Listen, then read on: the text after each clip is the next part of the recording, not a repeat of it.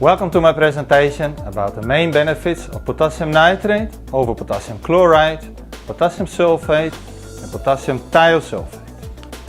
Let me be very clear. Sulfate is an essential plant nutrient. So this presentation is not against sulfate. In fact, SQM has been a producer for many years of potassium sulfate. But potassium sulfate is to be used in the first place as a sulfate containing fertilizer. And it has to be added just to supply the required amount of sulfate for proper plant functioning. If we look, for example, in this example at the sulfate export of an orange fruit that comes together with the potassium, you can see that the orange fruit has a ratio of 1 unit of potassium expressed as K2O and 0.04 of S as elemental sulfate. If we look at supplying all the potassium with potassium sulfate, then this ratio increases to 1 to 0.34. So it's 8 times more than the plant requires. And if compared with potassium sulfate, it's even double. It's a ratio 1 potassium to 15 sulfate applied as thiosulfate. This excess of sulfate, and that is the point I want to make, the excess of sulfate will stay in the soil and in time will contribute to increased soil salinity. Furthermore, there is a risk of fixation of calcium sulfate. Calcium sulfate is soluble in water, but only to a small extent. Potassium nitrate is fully compatible with other fertilizers in most agrochemicals, whereas potassium sulfate can get fixed together with calcium to produce gypsum.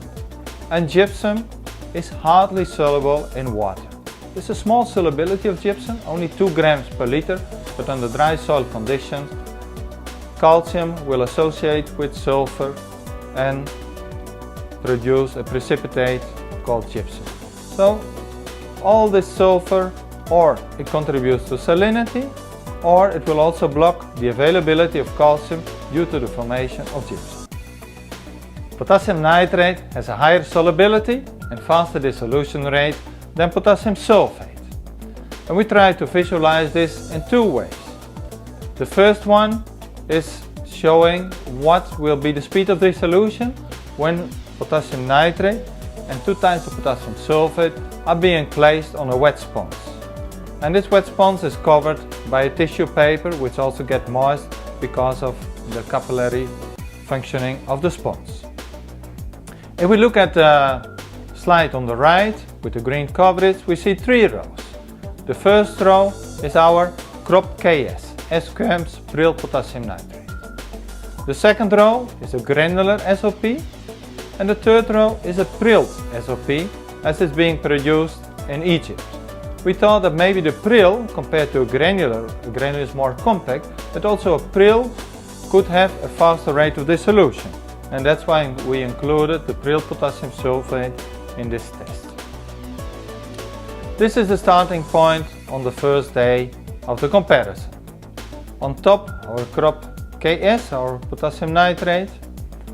The second one, the granular SOP, and the third one, the prilled SOP. If we look after 3 days, we see that in the case of potassium nitrate, already part of the prill started dissolving. After 4 days, only a few particles are being less, and after 6 days, only a typical residue is left behind, but the prilled potassium nitrate, in comparison with potassium sulfate, both the granular and the prilled shape clearly show that even after 6 days being under this condition, hardly any dissolution took place. So this clearly shows why potassium nitrate dissolves faster than potassium sulfate. Now, for those who are really interested in the detail, I will give you the 2 reasons why this is happening. Why does potassium sulfate dissolve so slowly? But first, I will show you a second example, and this is a video made by our colleagues in the United States that shows you in a time-lapse video in 30 days the same principle, but much nicer, that potassium nitrate dissolves in its prilled form much faster than potassium sulfate. I will now start this video.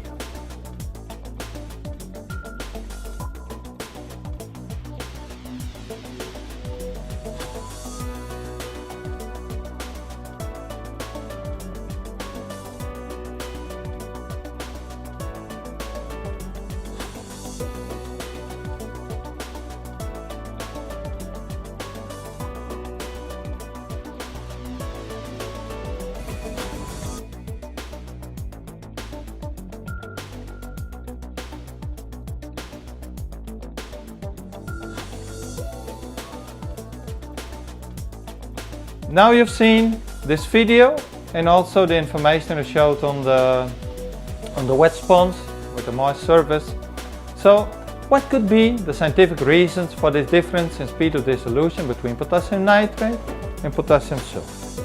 The first reason is shown on this graph, and it clearly shows that the maximum solubility of potassium nitrate, in particular at higher temperatures like 20 degrees Celsius, can be 3 times or more compared to potassium sulfate.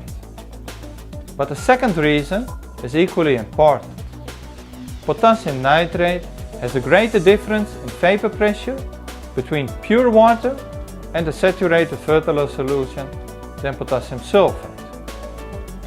If we look at the graph on the screen, you can see that on the left side, at a temperature of 10 degrees Celsius, this difference in vapor pressure between pure water and a saturated potassium sulfate solution is 0.15, where in the case of potassium nitrate it's 0.35. So it's, in the case of potassium nitrate, it's 2.5 times higher than potassium sulfate.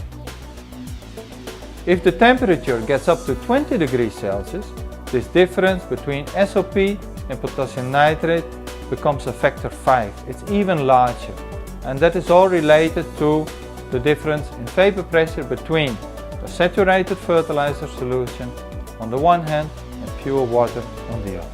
What we've seen recently is many companies use salt index to explain differences between potassium sulfate and potassium nitrate. Salt index is already an old concept that was developed in the 40s of the last century and is mainly used to show the safety of putting a fertilizer at a developing seed in emerging roots, if there would be any risk of burning the roots or not, based on the salinity index of a certain fertilizer. So the salinity index allows to compare fertilizer with each other for this specific characteristic. The authors of a scientific paper, Murray and Klepp in 2004, already indicated that the current fertilizer salt index tables are misleading. And to better understand, you have to know that there are 2 methods being used to calculate the salt index. The first one was developed by Rader et al. In 1943, and they looked at soil solution osmotic pressure. I will explain in a second how this method was developed. And the second one was developed 15 years later by Jackson et al. In 1958, which based themselves on a method called electrical conductance. This is a method we still use until today in hydroponics to measure the salt content in a nutrient solution as it goes to the plant. Let's start with the first method.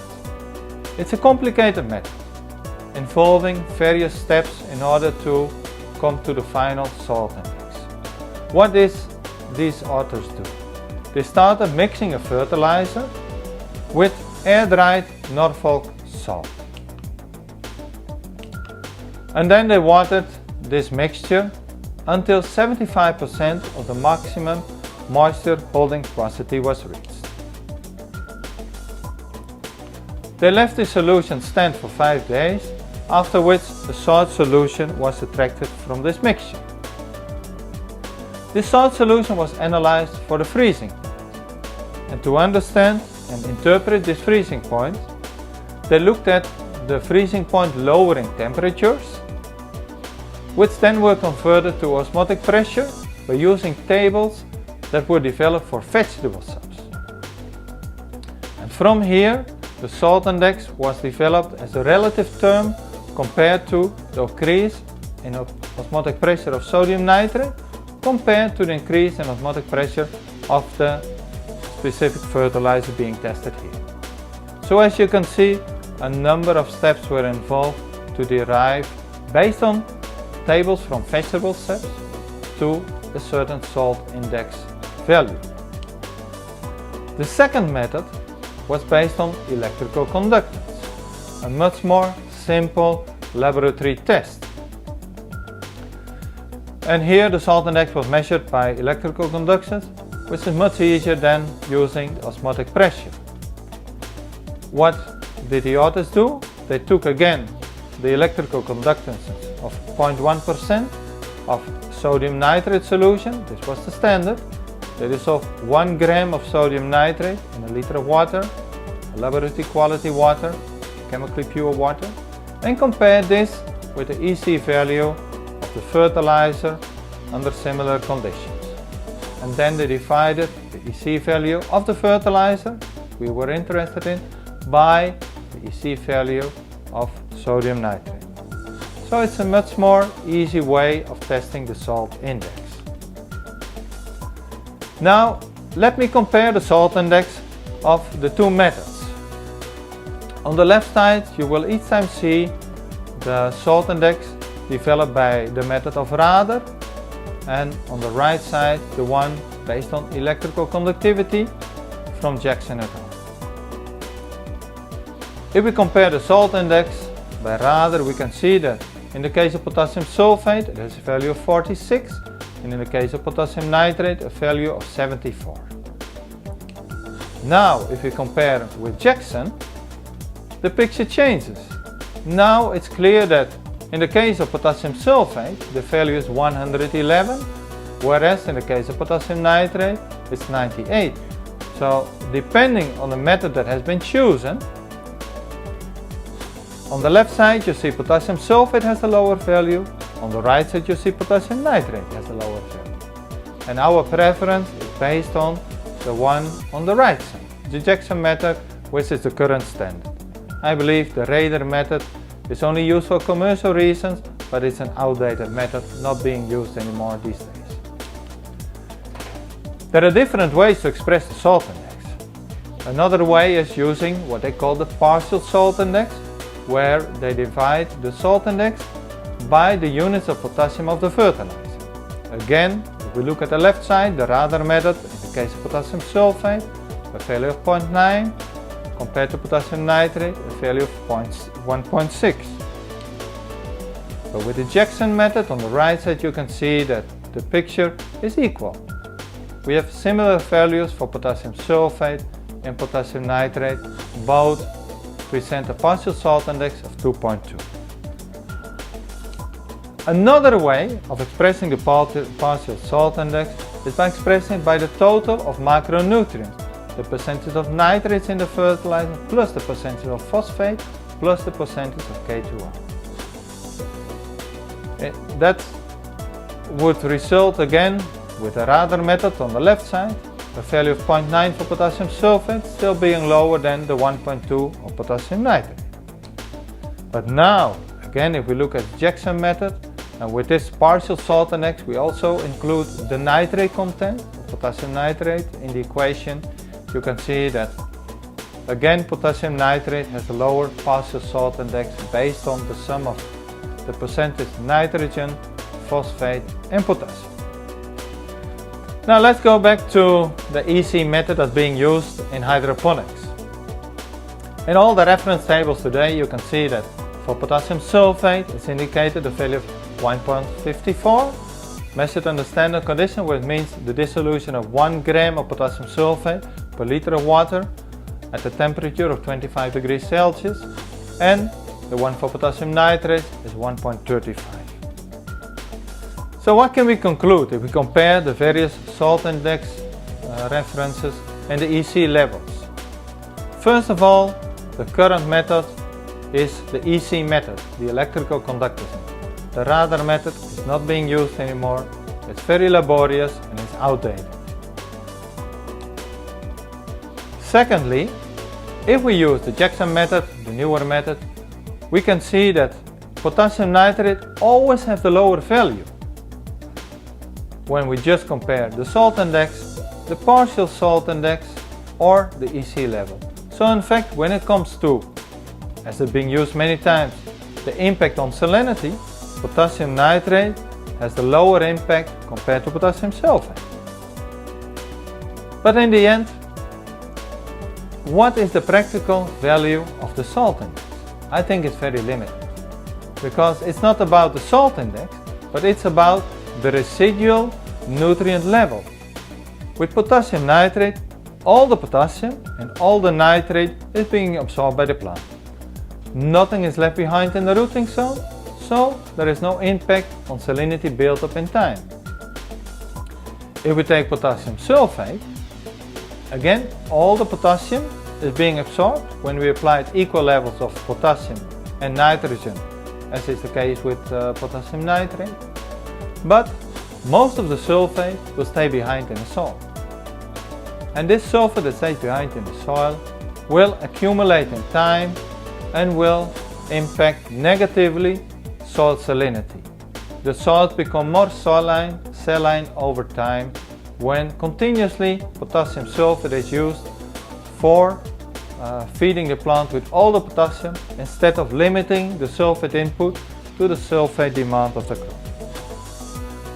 Another way of expressing the impact of salinity and EC is to compare the relative EC values.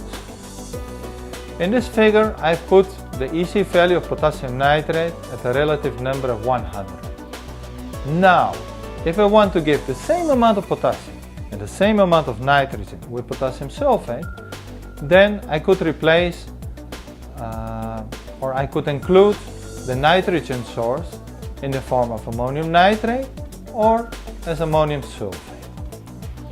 Now look what's happening. Potassium nitrate, a relative EC level of 100, and now we start replacing all the K with potassium sulfate and all the nitrogen with ammonium nitrate at equal levels of K and N. Then the figure is showing that the EC on a relative scale is already increasing from 100 to 146, an increase of almost 50%. And it even gets worse when we start replacing the nitrogen source by ammonium sulfate.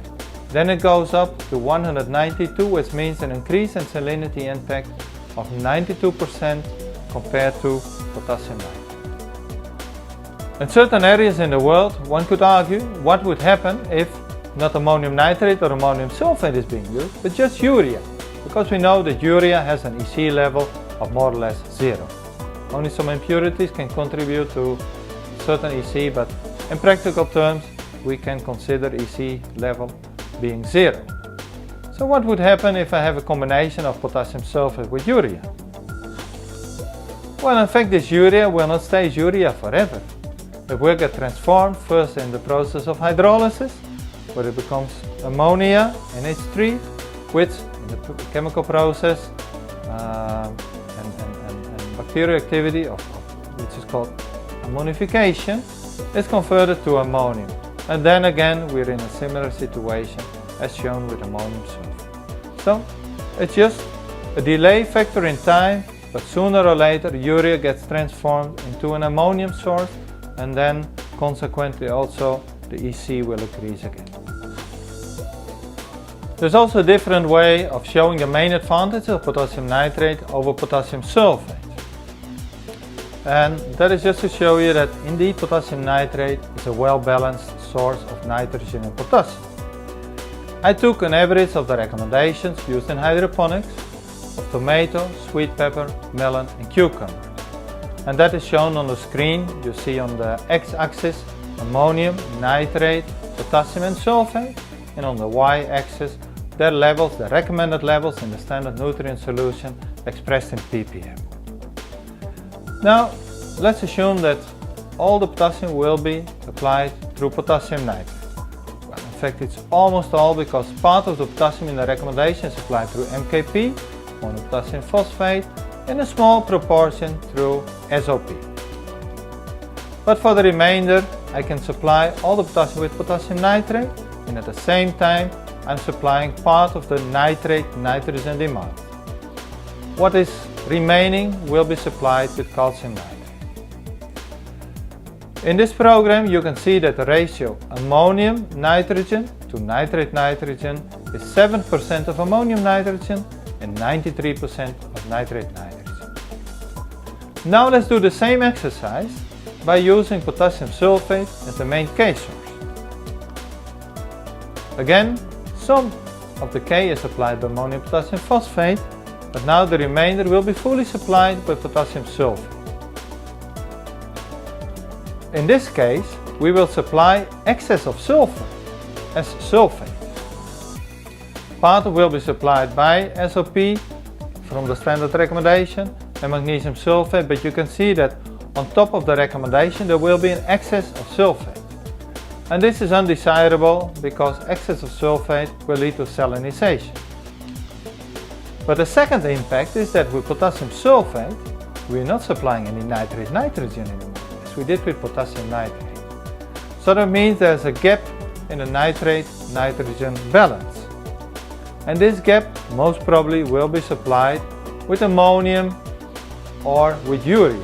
I just put urea in the example, but you can see that urea, as shown before, will be transformed rapidly into ammonium, so indirectly it's a source of ammonium nitrogen. If we look now at this ratio, we can see that the balance is more equal between nitrate and ammonium. But that is not the desirable situation in hydroponics. Excess ammonium starts competing for the uptake with calcium. The plant will suffer from calcium deficiency, and this will result in blossom end rot. The picture shows you blossom end rot in watermelon, but a similar effect can be shown in pepper, sweet pepper, but also in tomato. And if we look at the balance, remember, in case potassium nitrate was the main case source, it was 7% ammonium to 93 of nitrate. Now, if you look at the bottom of the slide, it's 42% of ammonium to 58 of nitrate. So it's a big change in the nitrogen source just because of the selection of the potassium source. And remember, at the same time, if we supply all the case potassium sulfate, there also will be an excess of sulfate. To summarize what we saw with potassium chloride, in chloride sensitive crops, avoid chlorine containing fertilizers, and when it comes to salinity, stay away from potassium sulfate or potassium thiosulfate. Again, we are not against potassium sulfate for the sulfate, but any excess of sulfate, as any excess of chloride, is undesirable and will disturb ideal nutrient balances for plant uptake. And this excess of sulfate and chloride will be in particular cause for doubt when it comes to growing under saline conditions or dry conditions, because there the salinity impact will be more visible when it comes to plant performance. So we already deleted potassium chloride from the equation, and now we can also delete potassium sulfate and potassium thiosulfate for the sulfate content from the equation. Thank you very much for your attention. It was great being here with you today, and I hope you can use all this information for the benefit of the crop. Thank you again.